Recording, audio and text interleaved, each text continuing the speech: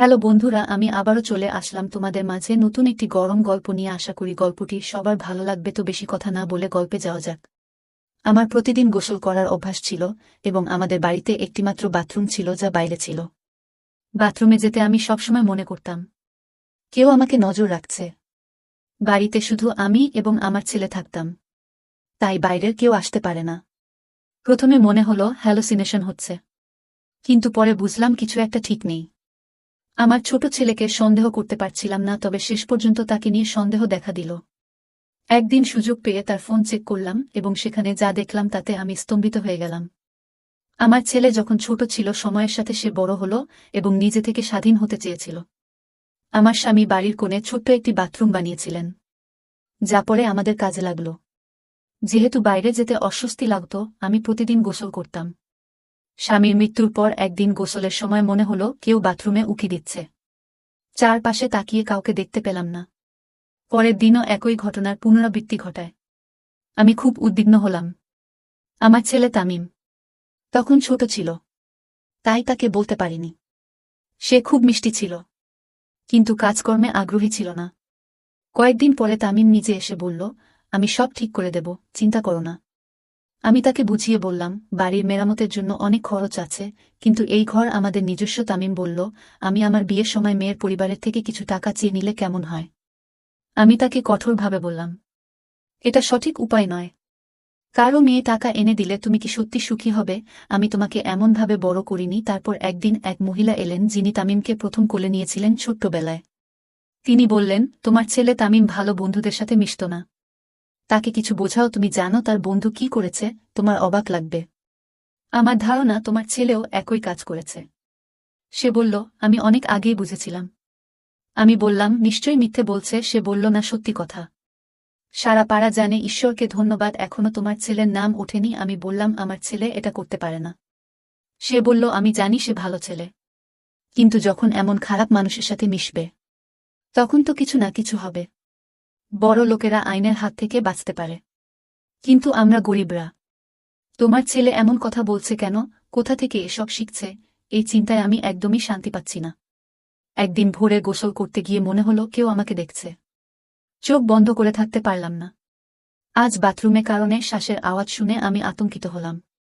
বাইরে বেরিয়ে দেখি আমার ছেলের সামনে দাঁড়িয়ে আছে, যেন কোথাও থেকে পালিয়ে এসেছে। সে বলল, আম্মু তোমাকে চিন্তিত দেখাচ্ছে। আমি বললাম, তুমি বেশি চিন্তিত মনে হচ্ছে। সে বলল, না, তেমন কিছু না। কি হয়েছে বলো? আমি জিজ্ঞেস করলাম, তুমি কি কাউকে যেতে দেখেছ? সে অবাক হয়ে বলল, এর মানে কি? ঘরে কেউ এসেছে? বাড়িতে কেউ ঢুকে কি করল? আমি বললাম, এখানে কেউ ছিল, কিন্তু পুরোটা বলিনি। সে বলল, না, কেউ নেই, কিন্তু আমি জানতাম কেউ তো আছেই। আবার একই ঘটনা ঘটল। বাথরুম থেকে বেরোতেই ছেলে দাঁড়িয়ে আছে। আমি স্পষ্ট অনুভব করলাম কেউ আমাকে দেখছে। এই বাড়িতে আর কেউ ছিল না, শুধু আমার ছেলে। কিন্তু সে সেটা কিভাবে করতে পারে? আমার গোসল করার সময় কেউ কি আমাকে দেখছে? আমার ছেলে কেন এমন করছে? সে তো আমার নিজের সন্তান। একদিন আমার বন্ধু এসে বলল, তোমার ছেলে অনেক কিছুই জানে, পুরো এলাকার খবর রাখে। তার কাছে জিজ্ঞাসা করতে সে তানিশার কথা বলল, তার ১৯ বছরের মেয়ে মায়ের কথা বলল। আমি জানতে চাইলাম কি রকম ভিডিও। তিনি বললেন, এখন একই ভিডিও ভাইরাল হয়ে আলোড়ন তুলছে। আমি জানতে চাইলাম কে এই ভিডিওটি ছড়িয়েছে। তখন তিনি বললেন, তার স্বামী ভিডিওটি ভাইরাল করেছে এবং বলেছে কিছুদিন পর মানুষ ভুলে যাবে। যদি কেউ প্রশ্ন করে বলবে ভিডিওটি মিথ্যা। আমি অবাক হয়ে ভাবলাম কেউ এমনটা করতে পারে। আমি জিজ্ঞেস করলাম, আপনি কিভাবে জানলেন? তিনি বললেন, এসব ব্যাপারে জানা থাকাই ভালো। একজন স্বামী শুধুমাত্র টাকা কামানোর জন্য স্ত্রীর ভিডিও ভাইরাল করছে। আপনি কি ভাবছেন সমাজ কোথায় যাচ্ছে? আমাদের সন্তানদের সঠিকভাবে দেখাশোনা করা উচিত। তার মেয়ে সোনালির সাথে আমার ছেলের বিয়ে করার কথা ছিল, তবে তার মা শর্ত রেখেছিলেন। আমি বলেছিলাম, এটা ঠিক নয়। আমাদের মতো গরিবের মেয়েরা ধনী পরিবারে বিয়ে করবে না। বুঝতে পারলাম না। আমি তাকে বলেছিলাম, গরিবের ঘরে গরিবের মেয়েরা থাকুক, তুমি যদি চাকরি খুঁজে নাও আমি তোমাকে সোনালির সাথে দিয়ে দেব। আমি বললাম, তবে তুমি সময় দিতে পারো, কারণ তাড়াহুড়ো করা উচিত নয়। এখন তো সবকিছু আমাদের করতে হবে। আমার ছেলে বলল, আম্মু, চাকরি না পেলেও কিছু টাকা পয়সা পেয়েছি, কিন্তু কাজটা ঠিক নয়। আমি জিজ্ঞেস করলাম, এটা ভুল কাজ কি? সে উত্তর দিল, আমি পরে বলবো, এবং চলে গেল। আমি ভাবতে লাগলাম, এই কদিনে কি ঘটছে? ছোট ছেলে বা মেয়েদের ফাঁসানো হচ্ছে। আমাদের এলাকা বড় ছিল, অনেক গল্প ছিল, আমার বন্ধু জানত সব। আমি চিন্তিত ছিলাম আমার ছেলে আগামীকাল কি করবে। কেউ একটা ভিডিও ভাইরাল করেছে। আমার মনে হচ্ছিল যদি গোসল করি কেউ আমাকে দেখছে। এই চিন্তায় মন খারাপ হয়ে গেল। আমার স্বামীর সাথে সুখে কাটিয়েছি, এখন এই বয়সে যদি কিছু হয় কি করব? ছেলে যদি জানতে পারে সে কিছু করতে পারবে। সে তরুণ আবেগপ্রবণ বাথরুম কোণে ছিল, পেছনের রাস্তায় একটা প্রাচীর, বড় স্কাইলাইট ছিল, কিছু লাগানো ছিল না, খুব উঁচু ছিল। আমরা কাপড় বা জ্বালা দেয়নি, কিন্তু এখন দুশ্চিন্তা হচ্ছে। স্নানের আগে স্কার্ফ দিয়ে ঢেকে দিলাম, যাতে কেউ দেখতে না পায়। রাস্তাটি উঁচু ছিল আমাদের বাড়ির নিচে। আমি সব সময় ভাবতাম, এত কাজ করার পরেও একজন বয়স্ক মহিলা হিসেবে আমাকে কেন লক্ষ্য করা হচ্ছে? আমি তো এখনো ৪৫ পেরোয়নি। আমার ছেলে ছোট ছিল আর আমি তার বিয়ে নিয়ে ভাবছিলাম। একদিন স্নান শেষে বাইরে এসে দেখি কাপড়টা জায়গা থেকে সরে গেছে। আমার মনটা খুব খারাপ হয়ে গেল। আমি তো কারো ক্ষতি করিনি। কিভাবে বলবো আমার ছেলেকে? আমি ভাবতে লাগলাম কখন গোসল করি, কখনো সকাল, কখনো দুপুর, কখনো রান্নার পর। গ্রীষ্মে গরমের কারণে দিনে ২ বার গোসল করতাম, তাই এতবার গোসল করা অস্বাভাবিক নয়। আমি আমার ছেলেকে বললাম, যখন আমি গোসল করি মনে হয় কেউ দেখছে। সে বলল, আম্মু, এটা তোমার মনের ভুল, চিন্তা করো না। তার এই কথায় আমি অবাক হলাম। সে এত সহজভাবে নিল কেন? এমন প্রতিক্রিয়া আশা করিনি। যদি কেউ মায়ের বিষয়ে এমন কথা বলে, ছেলে সাধারণত রেগে যায়, কিন্তু আমার ছেলে কোনো মন খারাপ করেনি। আমি ভেবেছিলাম সে মন খারাপ করবে। সে কেন বলল না যে আমি তার মা এবং এটি একটি বড় ব্যাপার? তাই আমি নিজেই ভাবলাম যে এটা করেছে তাকে খুঁজে বের করব। এই বিষয়টি সহজ ছিল না। তবে আমি আমার বন্ধুকে বললাম যে আমি তার ক্যামেরা যুক্ত ফোনটি একদিনের জন্য ধার নিতে চাই। সে জানতে চাইল কেন? আমি বললাম, পরে বলবো। আসলে আমি ফোনটি বাথরুমে রাখতে চেয়েছিলাম, যাতে বাইরে থেকে কেউ দেখছে কি না তা ধরা যায়। আমি ফোনটি নিয়ে বাথরুমে এমনভাবে রাখলাম যাতে ক্যামেরার ও সন্তানের দিকে থাকে। রেকর্ডিং দেখে আমি চমকে গেলাম। পরের দিনও একই কাজ করলাম। পরে বন্ধুটি ফোন চাইল, বলল তাকে প্রায়ই ব্যবহার করতে হয়, তাই বারবার ফোন চাওয়া সম্ভব ছিল না। আমাদের এত টাকা ছিল না যে বাথরুমটি অন্যত্র স্থানান্তরিত করতে পারতাম। অনেকেই এসে টাকা চাইত, কিন্তু আমার ছেলের কোনো স্থায়ী চাকরি ছিল না। সবাই বলছিল যৌতুক দিয়ে বিয়ে করিয়ে দাও আর নিজের কাজ শুরু করো। আমি ভাবছিলাম আজকাল মানুষ ভিডিও থেকে প্রচুর টাকা উপার্জন করছে, কিন্তু এ ধরনের ভিডিও করা সহজ নয়। একজন স্বামী যদি স্ত্রীর ভিডিও ভাইরাল করে তাহলে সে অনেক টাকা কামাচ্ছে। তাহলে কি একটি ছেলে তার মায়ের ভিডিও ভাইরাল করতে পারে না? যদি কাজ না থাকে আর জীবনে স্থায়ী কিছু না থাকে, এমনকি সে একটি গাড়ির ১০০ রুমেও কাজ করছিল না। আমি তার কাছে গিয়ে বললাম, তুমি যাকে চিন্তা করছো তার সাথে এমন আচরণ করবে যে সে তার স্ত্রীর ভিডিও ভাইরাল করেছে? আমার ছেলে বিস্মিত হয়ে বলল, আম্মু, তুমি কি বলছো? এসব কথা কোথা থেকে আসছে? তুমি ঠিক আছো তো? আমি এমন কোনো বন্ধুর সাথে কথা বলছি না। আমি বললাম, তাহলে তুমি কি ভিডিওর কথা বলছিলে? আজকাল এমন ভিডিও ভাইরাল হয় যেখানে মহিলারা নাচে বা অন্য কিছু করছে। আমি তাকে সতর্ক করলাম, যদি আমি জানতে পারি তুমি খারাপ কিছু করেছ, আমি তোমাকে ছাড়ব না। সে বলল, আম্মু, আমি কেন এমন কাজ করব? তুমি যা বলছো তা একেবারে অমূলক।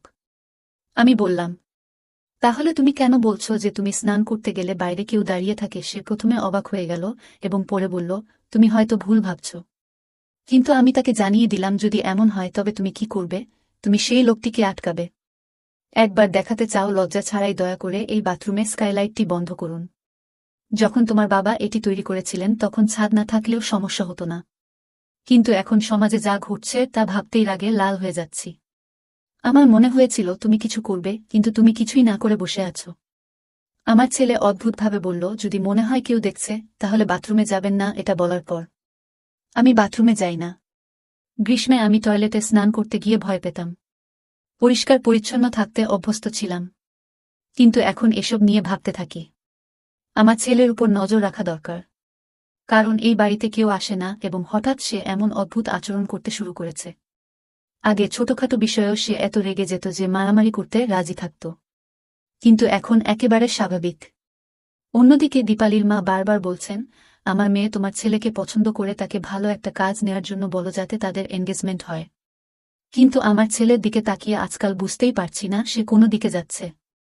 আমি ভাবছি কেন কারো মেয়ের জীবন নষ্ট করবে।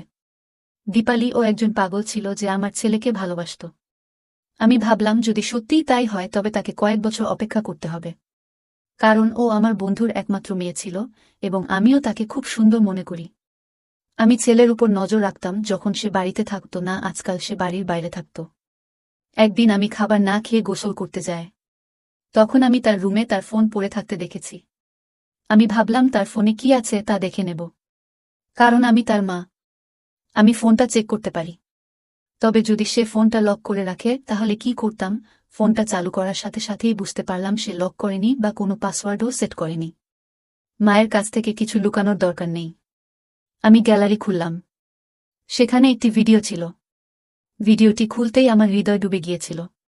ভিডিওটি বাথরুমে ছিল। ভিডিওতে যা ঘটছে তা স্পষ্ট ছিল। আমার চোখে জল এসে গেল। আমি বারবার দেখছিলাম যে আরও ভিডিও আছে কি না, কিন্তু একটি মাত্র ভিডিও ছিল। হঠাৎ কেউ আমার কাঁধে হাত রাখল। ভয়ে আমি পেছনে তাকালাম এবং দেখলাম আমার ছেলে দাঁড়িয়ে আছে। তার মুখেও ভয় ছিল, আমার চোখেও। আমি তাকে জিজ্ঞাসা করলাম এবং অবাক হয়ে তাকিয়ে রইলাম। কাঁদতে কাঁদতে বললাম, তুমি এসব কখন করলে আর কেন করলে? সে কাঁদতে কাঁদতে বলল, যেদিন তুমি আমাকে বলেছিলে আমি সেদিনই করেছি। তুমি বলেছিলে কেউ তোমাকে লুকিয়ে দেখছে। আমি ভেবেছিলাম তুমি রেগে গেলে চিন্তিত ভয় পেয়ে যাবে, তাই কিছু বলিনি। ঠিক করেছিলাম যেসব করছে তাকে ধরব। আমার ছেলে বলল, আগে রোশনদানে একটা ছোট ক্যামেরা লাগানো ছিল, তোমাকে দেখা যাচ্ছিল না। পরে বুঝতে পারলাম আমাদের এলাকার ছেলে এসব করছে। আওয়াজ শুনলে একই রাস্তায় দাঁড়িয়ে যেত। পানি পরে বুঝতে পারত কেউ ভেতরে ঢুকেছে। তার নাম ও ঠিকানা খুঁজে বের করে তাকে শাস্তি দিয়েছি। বন্ধু বলল, এসব করে কিছু হবে না, হয়তো তোর মায়ের ভিডিও বানিয়েছে।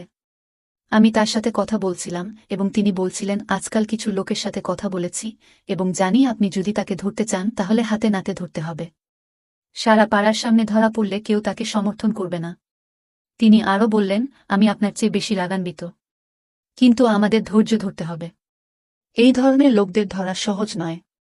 আপনি বলেছিলেন যে একটি মেয়ের ভিডিও ভাইরাল হয়েছে এবং এটাও তার কাজ, কিন্তু সে স্বামীকে দোষারোপ করেছে। কোনো স্বামী এটা করতে পারে? এলাকাবাসী কথা বলে সেটাকে গল্পে পরিণত করে। এই ছেলেটি আমাদের পাড়ার সবচেয়ে খারাপ ছেলে। সে অনেক মেয়েকে অপমান করেছে, কখনো কখনো জ্বালাতন করে, কিন্তু এবার সে আমার হাত থেকে রেহাই পাবে না। আমি ভাবলাম আমার ছেলে অপরিচিত নয়, তাহলে সে আমার সাথে এমন করল কেন? এই সমাজ কোথায় যাচ্ছে? কিন্তু আমার নিজের উপর খুব রাগ হচ্ছিল। আমার ছেলে একটি সঠিক পরিকল্পনা করেছিল এবং ছেলেটির সন্ধান থেকে মনোযোগ সকালেই তাকে ধরে ফেলে। সে চতুর ছিল, কিন্তু এলাকার লোকজনও তাকে দেখেছিল এবং তাকে আটকানোর জন্য যথেষ্ট ছিল। সবাই মিলে তাকে ধরেছিল, পুলিশ মোবাইল ইত্যাদি নিয়ে গিয়েছিল। পুলিশ আরও জানিয়েছে অনেক মেয়ের ভিডিও করা হয়েছে এবং এ নিয়ে অনেক মামলা হচ্ছে। আমরা বাথরুমটা বন্ধ করে দিয়েছিলাম। আমার ছেলের বিয়ে চলছে দীপালির সাথে এবং তারা এখন বিয়ে করতে যাচ্ছে। তবুও আমি ভাবছি এই ঘটনাগুলি আমার মাথায় আসে এবং আমি খুব রেগে যাই। এইসব আমার বন্ধুত্বের কারণে হয়েছে। সে লোকজনের গল্প বলতো। এখন তার মেয়ে আমার বাড়ির বউ হতে যাচ্ছে।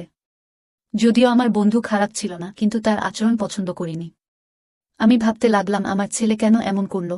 আমার ছেলে তো আমার সাথে এমন করতে পারে না। এত ময়লা নিয়ে সে আমার মন ভরে দিয়েছে যে আমি আমার ছেলের কথা খারাপ ভাবতে শুরু করলাম। কিভাবে আমি আমার ছেলেকে বড় করেছি? আমি তাকে সঠিক কাজ শিখিয়েছিলাম।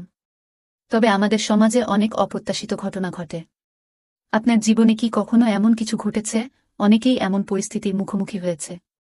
পুলিশ তাকে ছেড়ে দেয়নি, কারণ তার বাঁচানোর মতো কেউ ছিল না। পুলিশ তাকে গ্রেফতার করেছে এবং শাস্তি হওয়া উচিত, কারণ কারো বোনেদের সম্মান নিয়ে খেলা অপরাধ। আমি স্বস্তি পেলাম কারণ আমার ছেলে এটা জানতে পারেনি। নইলে সে সারা জীবন আমাকে কিভাবে ভাবত। গল্পটা কেমন লাগলো জানাতে ভুলবেন না। আরও মজার মজার রোম্যান্টিক গল্প শুনতে চাইলে ভিডিওটি লাইক, শেয়ার এবং চ্যানেলটি সাবস্ক্রাইব করতে ভুলবেন না। ধন্যবাদ বন্ধুরা।